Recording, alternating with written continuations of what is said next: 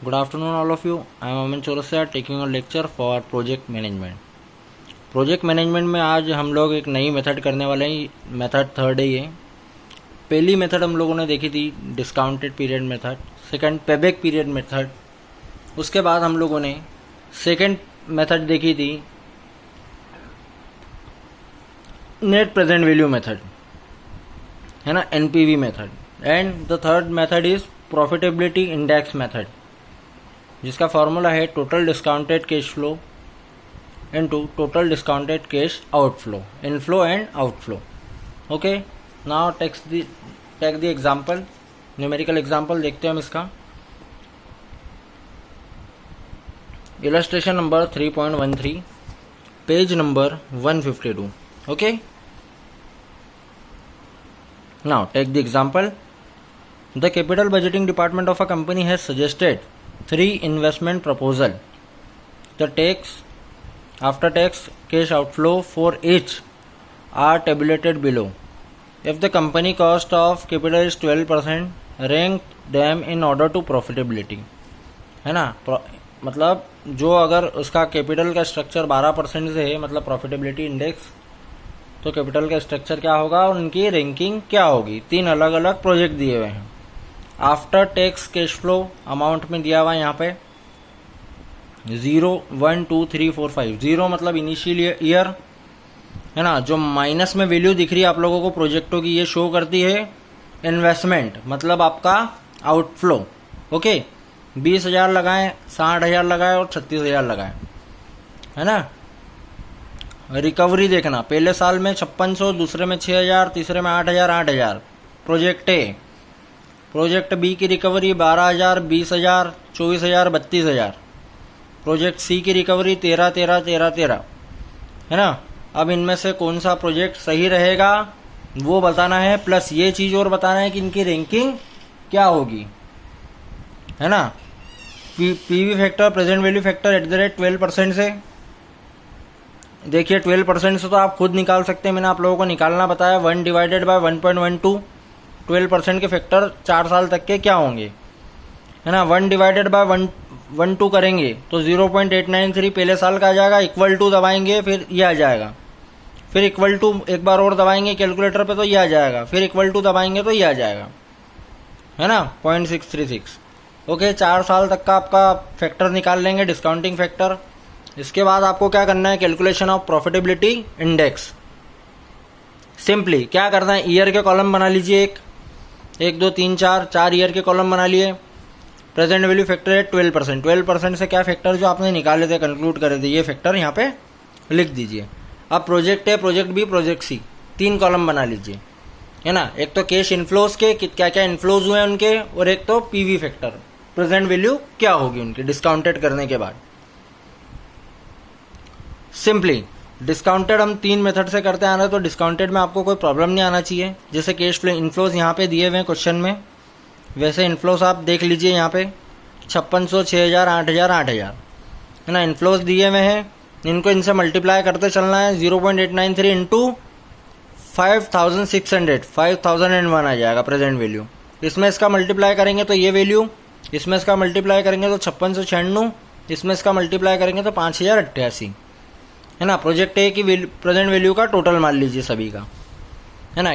Cash flow B में आएंगे 12,000 से 0.893 को मल्टीप्लाई करेंगे तो 10,716.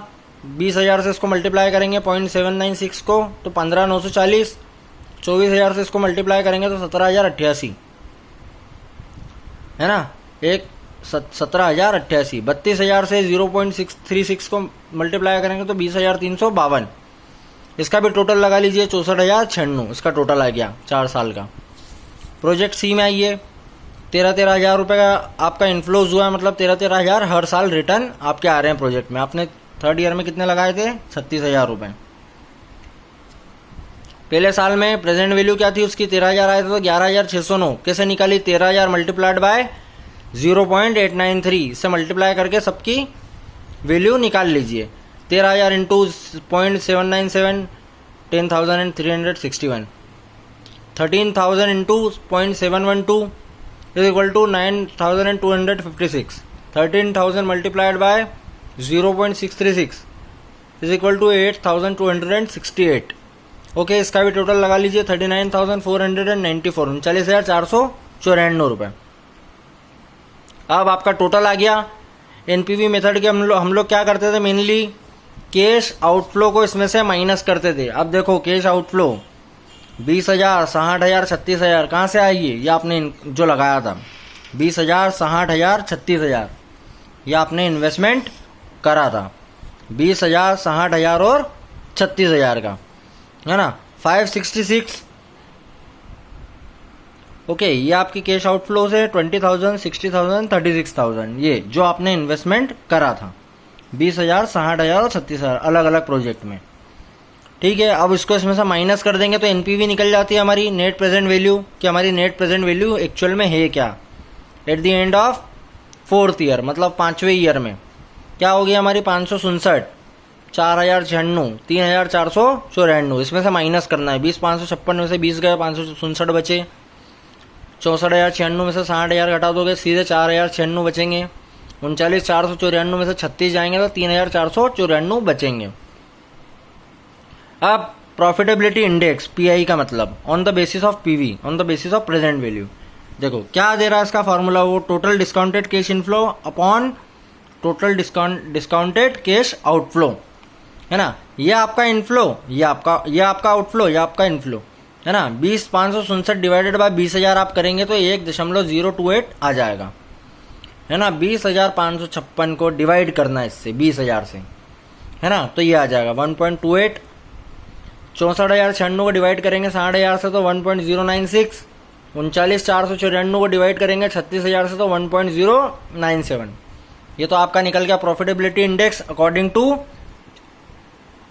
दिस फॉर्मूला, है ना। पूरा फॉर्मुलेशन बेस्ड है और कैलकुलेशन इसका मेनली आप फॉर्मेट के अकॉर्डिंग चले, है ना। सभी के फॉर्मेट लगभग सेम हैं, देखेंगे आप फॉर्मेट के अकॉर्डिंग चलेंगे। डिस्काउंटेड करना बहुत आसान है, डिस्काउंटेड करने के लिए सिर्फ मल्टीप्लाई परफॉर्म करना पड़ता है आपको। सबके मल्टीप्लाई कर लो और प्लस कर लो, डिस्काउंटेड वैल्यू आ गई। नेट प्रेजेंट वैल्यू निकालने के लिए इनफ्लोज में से आउटफ्लो को माइनस कर दो तो नेट प्रेजेंट वैल्यू आ गई। एक्चुअल में आपने कमाया क्या 5वें ईयर में।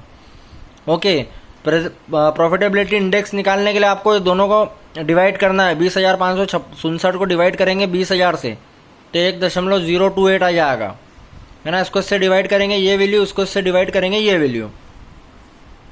ठीक है, अब देख लो सबसे ज़्यादा जनरेट किस में हो रहा है 1.097, है ना।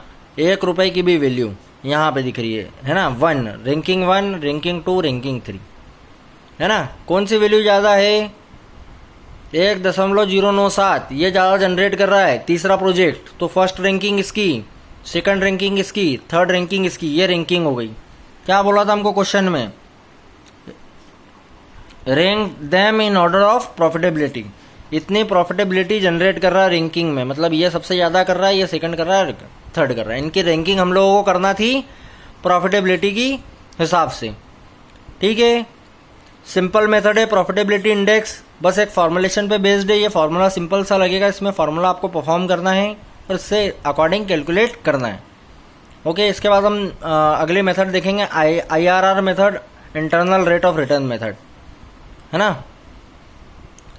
आप लोग वीडियो लेक्चर देखिए, कुछ अगर डाउट हो तो पूछिए। ओके, खुद से भी न्यूमेरिकल आप लोग परफॉर्म करके देखिए इसके प्रॉफिटेबिलिटी इंडेक्स के, और आगे जितनी हम लोगों ने मेथड आगे परफॉर्म की है उससे रिलेटेड, और कुछ डाउट हो तो आप पूछिए। ओके, मैं वीडियो लेक्चर एंड कर रहा हूँ। Thank you so much.